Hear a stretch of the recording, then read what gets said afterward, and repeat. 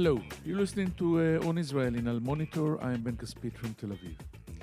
If anyone had entertained any hopes that Israel's new government might revive the long-dead negotiations with the Palestinians, Foreign Minister Yair Lapid set them straight a few weeks ago. Lapid promised that when he becomes Prime Minister in August 2023, he will not conduct talks with the Palestinians, not because he doesn't want to, and not because he doesn't support a two-state solution, but because he is bound to his right-wing coalition partners who opposed such a move. Lapid's entry into office next year will coincide with the 30th anniversary of the Oslo Accords, the only peace agreement Israel has ever reached with the Palestinians. While there have been talks, some movement in implementing the accords, and many crises over the years, both sides appear to have accepted the idea that there is no hope of the peace envisioned in Oslo agreements. They have resigned themselves to making do with counterterrorism coordination, economic cooperation, and more recently with cooperation on limiting the spread of COVID-19. If you had to choose one name synonymous with the Oslo Accords, it would be that of Yossi Beilin, an architect of the historic breakthrough between the sides and the driving force behind many subsequent efforts to salvage the two-state solution.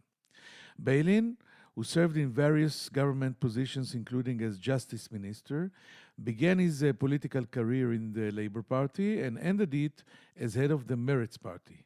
He retired from politics 13 years ago when he turned 60, just as he promised himself before entering political life. But he has not abandoned his vision of peace between the two nations, nor his efforts to make it come true. Yossi Beilin, Israel's enduring dove, will be with us after this short break. Hi, I'm Elizabeth Hagedorn, and I'm the State Department correspondent at Al Monitor. And I'm Joe Snell. I'm Al Monitor's video editor. Let's admit it, this past year has been difficult to stay on top of the news and sift through what's accurate and what's misleading. Let Al Monitor help you. If you care about the Middle East and North Africa, you should consider listening to Al Monitor's audio series On the Middle East with Andrew Parasalidi and Amber and Zaman, and On Israel with Ben Caspit.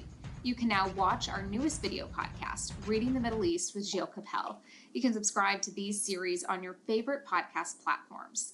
And through a host of free daily and weekly newsletters, we offer a range of perspectives with the highest journalistic standards. You can subscribe to these newsletters at almonitor.com. As an award-winning media service headquartered in Washington, D.C., Al Monitor has a network of over 160 contributors around the world. So if you haven't done so already, be sure to visit almonitor.com, where you can find all of these newsletters and podcasts along with first-class reporting and analysis.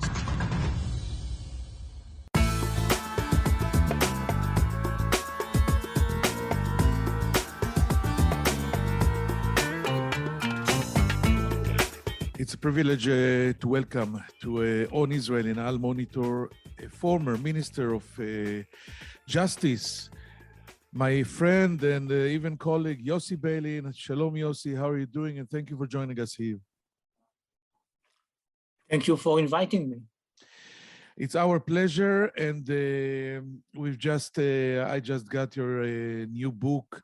I guess it's an autobiography that you wrote yourself. And in English, how would you call it?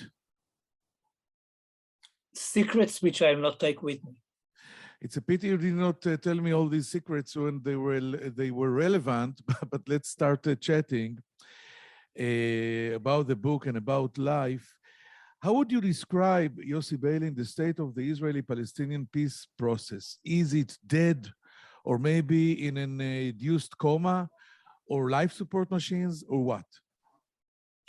Well, I believe that our tendency to compare political situations to human beings is not always right.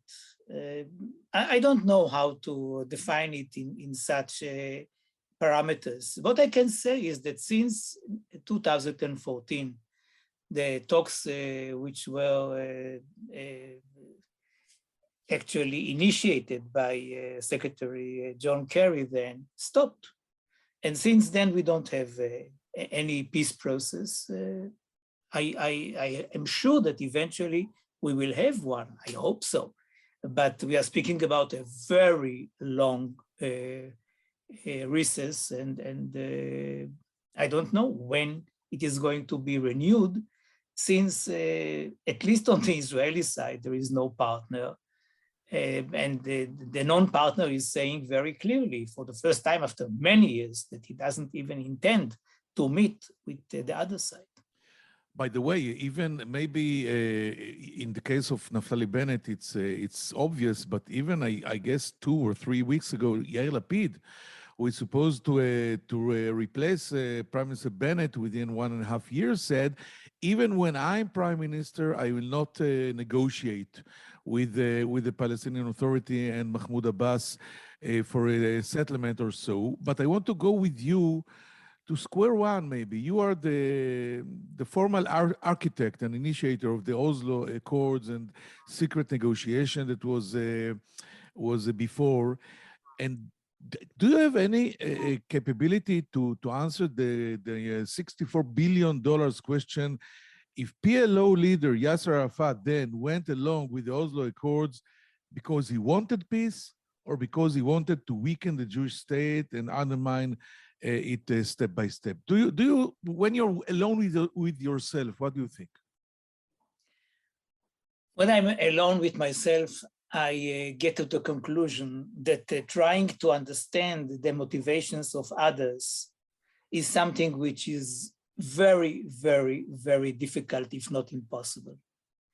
And what is important is what are they doing? And I think that Arafat changed his mind. It was in '88, by the way, when he convinced the PLO to change its policy and to agree to the UN Resolution 242.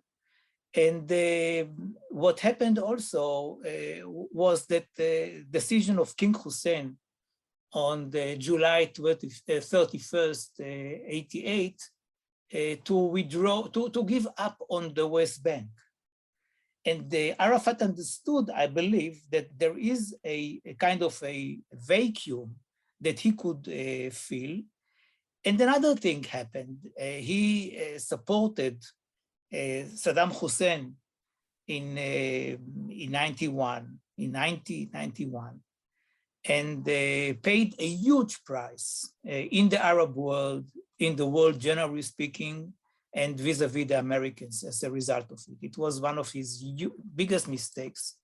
And he wanted very much to get back to the club, and he knew that his most important card would be to negotiate peace with the Israeli side.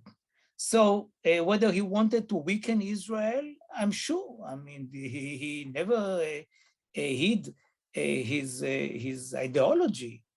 But does it mean that he wanted to somehow get rid of Israel and believe that it was possible? I don't think so.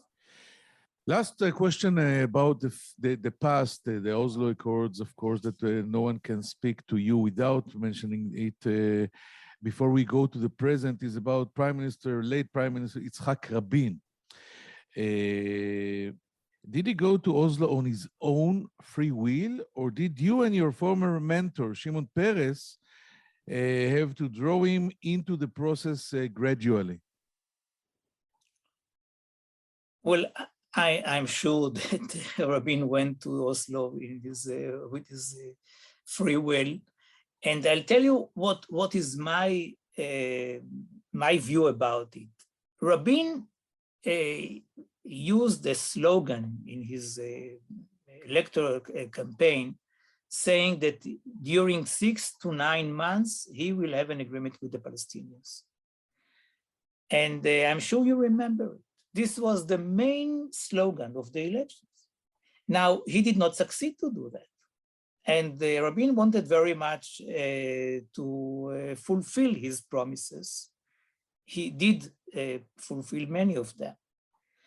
And since he could not have a real and serious negotiations with the Palestinians, and what happened then in Washington as a result of the Madrid conference was far from being enough. He understood that he should somehow talk directly with the PLO, and he tried to do it through some envoys, and it did not succeed. So when I came to Paris telling him that we have a paper, an initial paper with PLO senior members, and Paris went with it to Rabin.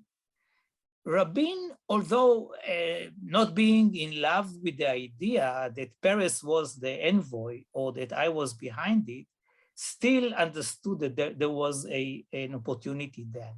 Without such a paper, he wouldn't have agreed to join the process and to lead it. But once he saw that there was such a paper speaking about Gaza first and then other developments in the West Bank, he understood the seriousness, which he, by the way, tested later on few times during the process, and eventually was not only ready to join it, but also was in his own shy way enthusiastic about it. Another question I cannot hold myself not to ask, I just thought about it now. Since November 95, how many times did you ask yourself what would have happened if Rabin was not assassinated? And do you have any answer for it? Or did you, maybe you didn't ask it at all because he was assassinated, this is reality, and we have to go on? I asked myself this question many times, and I knew that it was stupid to ask it. You're right. Let's talk a little about the book. Can you share with us some of the revelations in your new autobiography, Secrets, that I will not take with me behind the scenes of all the so many negotiations and processes and everything you've been involved with in the last 2 or 3 decades? You know, during these years, there were many, many surprises. And you complained before that I did not share it with you at the time. But had I shared it with you, I think that it would have been really a kind of an atomic bomb. And I'll give you an example. The example is from 1995, the beginning of 1995. There were talks between a group of Israelis and a group of Palestinians led by Rabin and Arafat in the Erez passage between Gaza and Israel. And it was in the midst of the negotiations on the autonomy agreement, which was signed later on in September 95. And there were some issues that Arafat wanted to raise with Rabin. I was there with Rabin, and Saeb Arikat, the late Saeb Arikat, came with Arafat. Arafat raised several points that he wanted Rabin to agree on. And one of them was the issue of direct election of the president, the Palestinian president. According to the drafts, the Palestinian president should have been elected by the Palestinian legislative body. And he wanted that the Palestinian president would be elected by the people. And he said, you know, Mr. Rabin, you are going to have elections in a year or 2 years, and you are going to elect for the first time your prime minister directly. So why do you deprive me from being elected directly like you? And then there was an intermission, and the two parties went to different rooms to discuss the discussions, and then to get back after half an hour or something like that. So I sat with Rabin, and he raised some questions. And then there was a knock on the door, and an Israeli soldier who was there asked me to, told me that Saeb Arikat, the Palestinian chief negotiator, asked me to talk with him about an urgent issue. I said, but I cannot, I'm sitting with the Prime Minister. And he said, no, it is urgent. And Rabin said, go to talk with him. Maybe he has some surprise for us. And it was a surprise. It was a crazy surprise.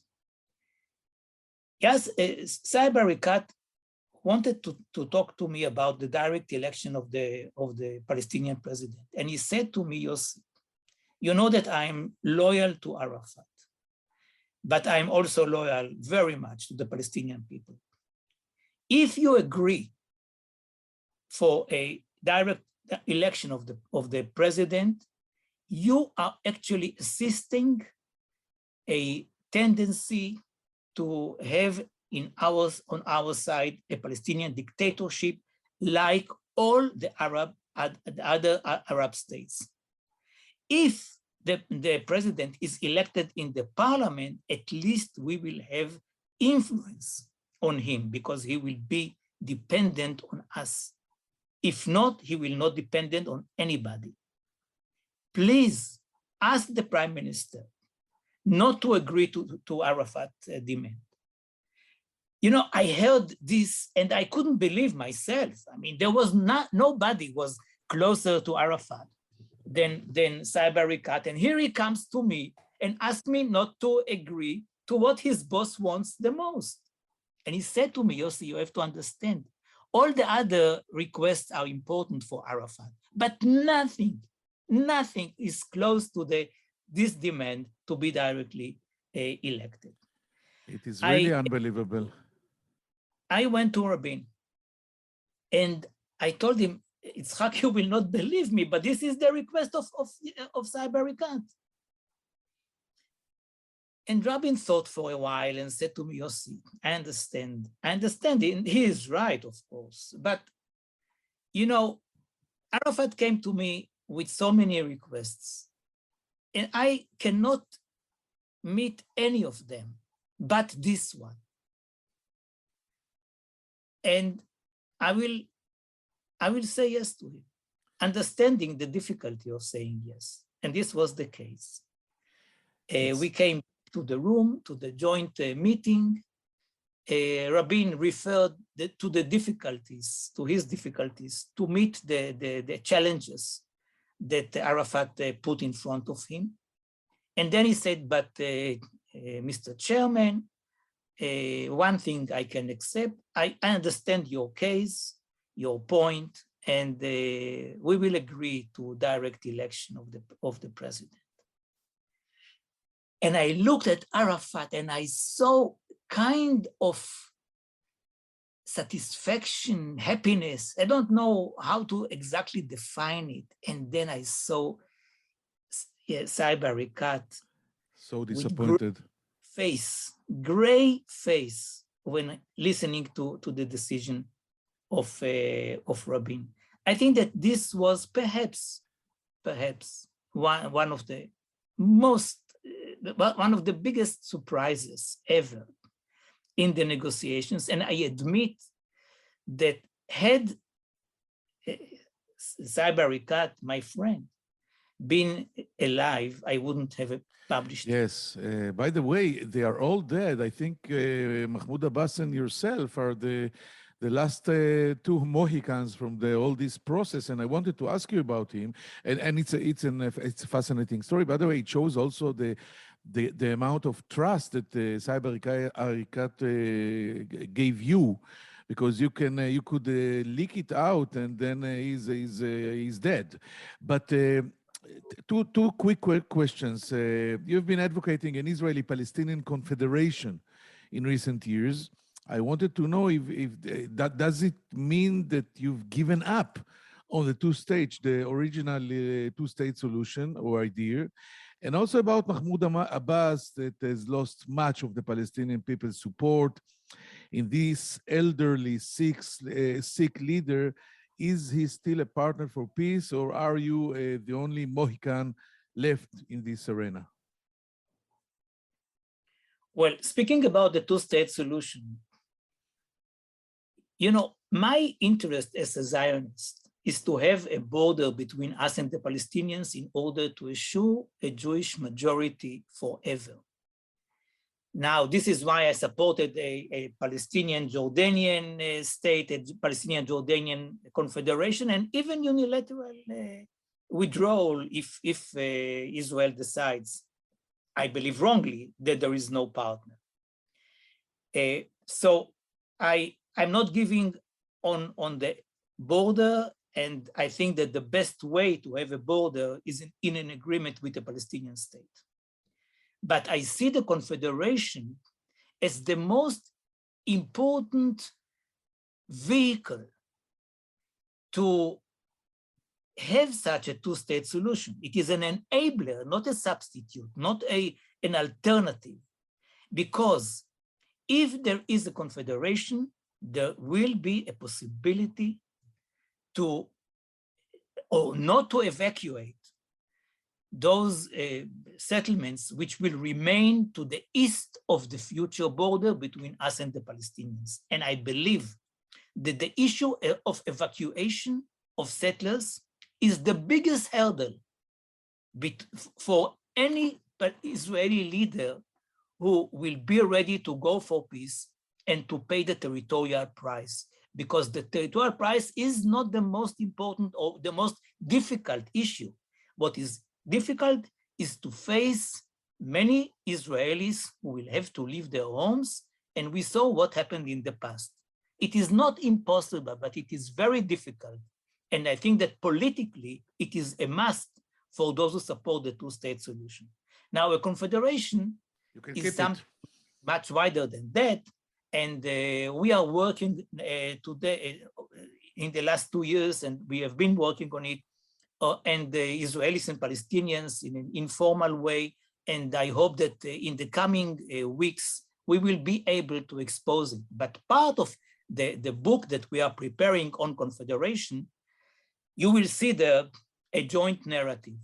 And never before the two parties agreed, or even perhaps tried to agree on a joint narrative. You know, people used to criticize me that what I tried to do was mainly an effort to solve the problem of 67, but not of the problem of 48, namely the issue of the refugees and other derivative problems which were born then.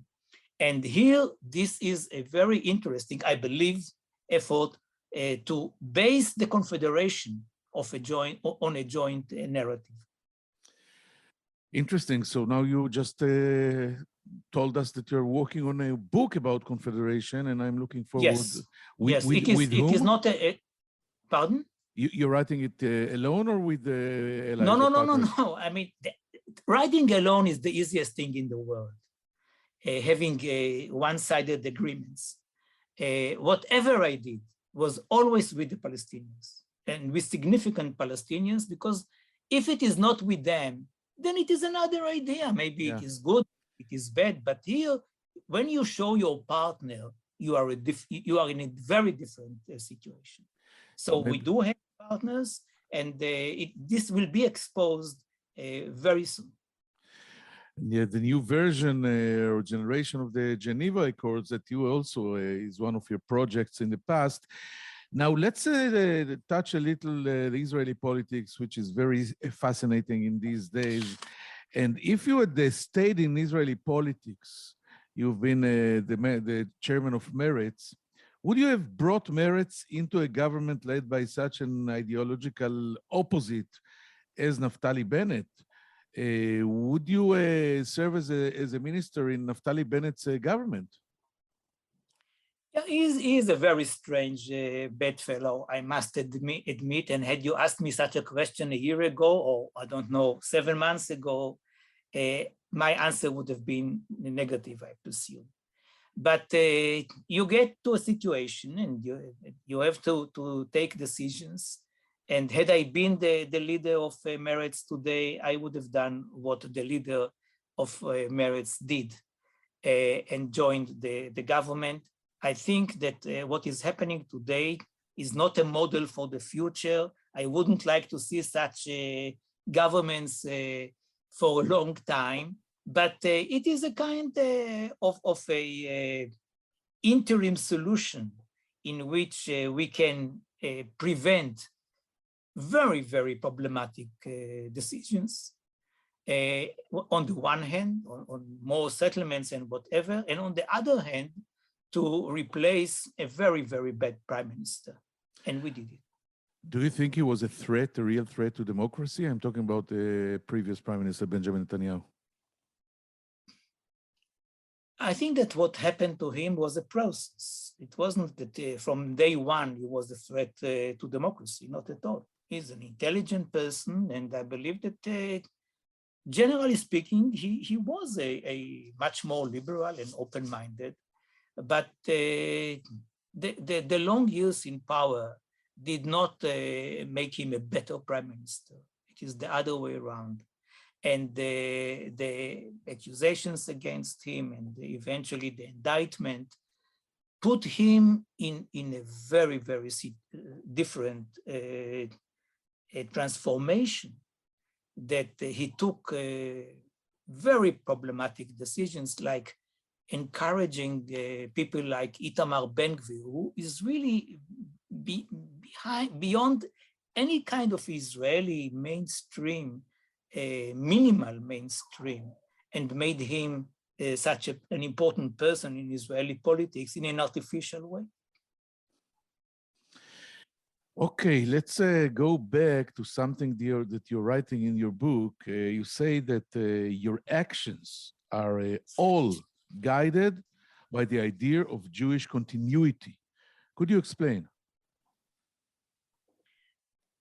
I was born 3 years after the Holocaust, and the Holocaust became, for my generation and for your generation, I think, the most important variable.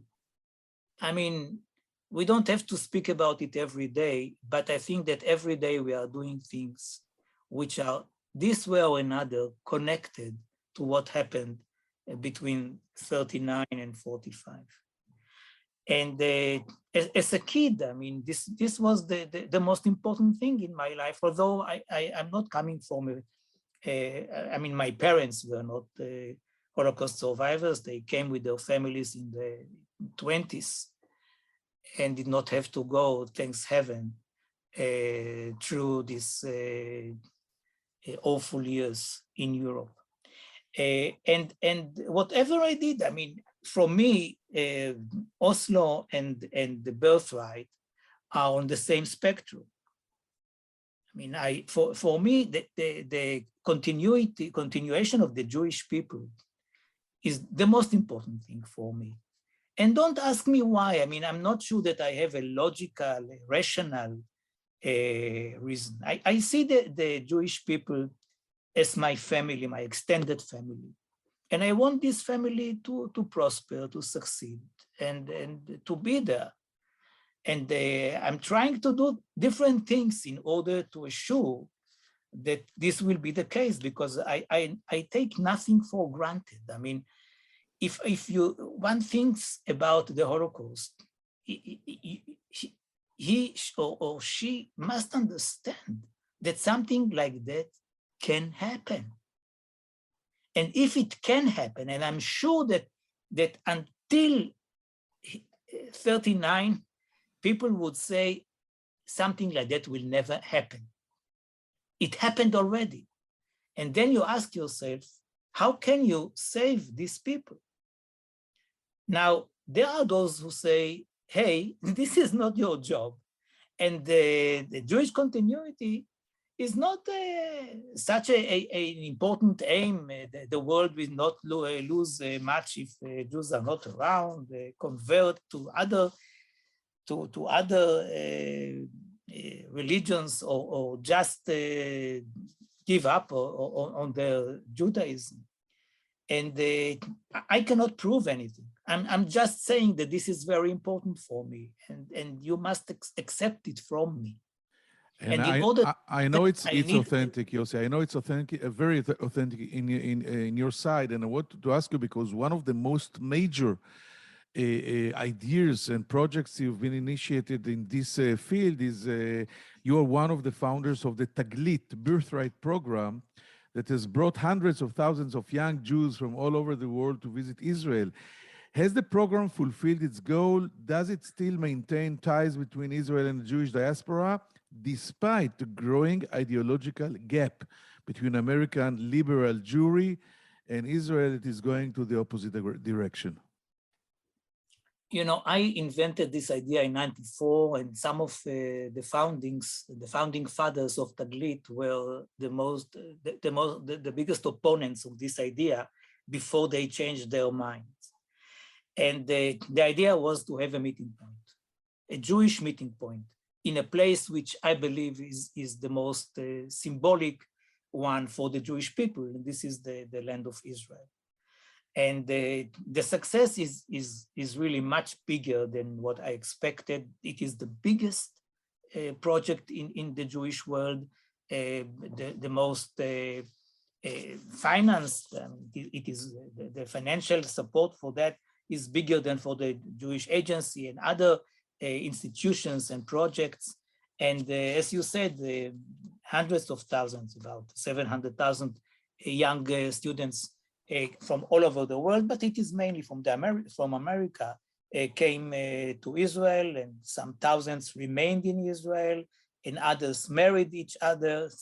And I think that the most important thing is that they touched Israel, and beforehand, a very small percentage of young Jews in the world visited Israel. So this is a revolution in Jewish world. And even those who criticize us and don't accept the policy of the Israeli governments are having a very important connection with Israel. They continue their relationships through the emails and WhatsApps and the social networks, and they are more active than others in Jewish life, in the Jewish federations and so on. And and this was my aim. My aim was not to make out of them our ambassadors. For that we have a foreign ministry, and they should not just echo the Israeli official policy. What they have to do, I mean, even if they are very much against it or for it or whatever, the mere fact that they have been here and saw us and talked with us and is the most important thing for me. I always said that the bus of birthright is much more important for me than Masada. I agree. I 100% agree. But Yossi, I wanted to hear your opinion about the widening gap between. Let's talk about the North American Jewry, which most of it is liberal, left-leaning in politics, left-leaning in politics, and Israel, who is going all the way to the more conservative and the more right-wing than you saw it in the Netanyahu years with the Kotel and with the many other aspects. And the new generation of young American Jews don't feel close to Israel as they felt. They don't remember, they haven't been in the Holocaust. Their grandfathers and grandmothers are not alive anymore, and it becomes a problem. Is Taglit enough to overcome this obstacle? No way.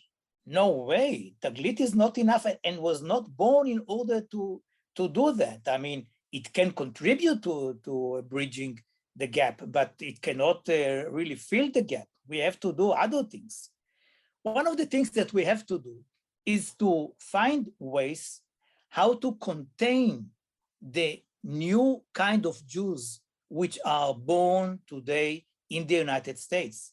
I mean, what we are doing is that we stick to orthodox definitions of who is a Jew, rather than to admit, whether we like it or not, that there are other kinds of Jews today. Like, for example, the children of the Clinton family. If you remember the very famous wedding party in which there was a rabbi and the priest. And because Chelsea Clinton was married to married a Jew. And you know, for me, as a child from Tel Aviv, it was very strange. I didn't like the idea of a rabbi and a priest. And then I asked myself, who are you? Who are you to decide for that? I mean, if the kids who will be born, they were born already, decide that they see themselves as Jews, would you be able to say, no, you are not, because your father is a Jew and your mother is not? I want to contain as many as possible Jews and not to reject them. And there are many others in Israel who say, if they are not Jews comme il faut, we don't need them. And this is a very, very big argument. And I, as a chairman of Hillel in Israel and in other capacities, I'm dealing with this issue. I'm talking to people, I'm talking to my American Jewish friends in order to try and see how can we institutionally find solutions for this problem. Because if we can find a solution for this problem, I think that we can do a lot. And also, if I may say, I believe that if Israel makes peace with all its neighbors, the attitude of the American Jewry will be different. We'll wait and see, as we say. And finally, let me ask you an easy one. Since I know you, I knew you, I was sure that you're the most optimistic person I ever met. Now, many years passed, are you hopeful or pessimistic about Israel's future? I'm hopeful, but not in a sense that I'm saying to you, you know what, it will be better, it will be okay, eventually things will be fine. I don't believe in an automatic, optimistic situation. What I believe is that if we are taking the right steps, eventually we will assure the future of our country. And otherwise, God forbid, it may become just a very interesting and failed experiment. Yossi Beilin, it was a real treat. Very interesting. I thank you very much again for joining us here on Israel. Thank you. Thank you. We'll take a short break and come back with some final thoughts right after it. Toda, Yossi. Toda.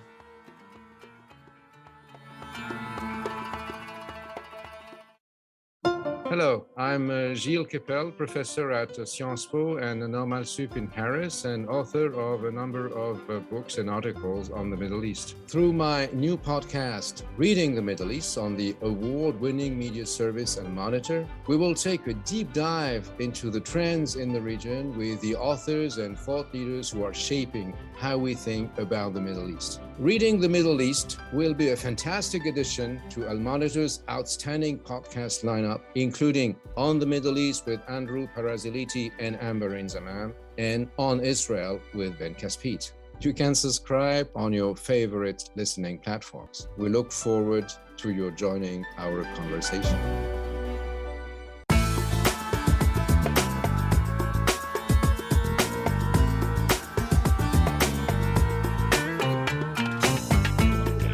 Thank you for staying with us. The conversation with Mr. Peace, the Israeli Yossi Beilin, was, in my opinion, fascinating. First of all, I asked him a question that I asked myself in the last 30 years. How did they succeed, Shimon Peres, his mentor and himself, to drag into the Oslo Agreement, the Oslo Accords, the Oslo process, which was highly secret in the first months. No one knew about it. The hawkish Yitzhak Rabin, and Beilin said that Rabin came to the process in his own free will. You know, he did not like the fact that Peres and Beilin were the leaders, but he did not hesitate. He wanted to solve the Palestinian problem.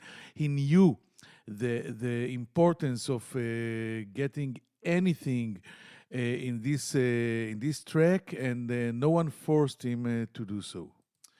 One unbelievable story he told us was about that moment in negotiation when the sides went each to his chambers, and he sat with Rabin and Peres, and Arafat sat with his people, and suddenly Saeb Arika, the chief Palestinian negotiator and a very close friend of Beilin, asked Beilin to meet him in Four Eyes, and Beilin got Rabin's permission, and then Erekat asked Beilin to ask Rabin to refuse to Arafat's request that the Rabin will agree to direct electing the Palestinian president. Erekat told him, if you'll do so, we'll have here dictatorship like in all the Arab world.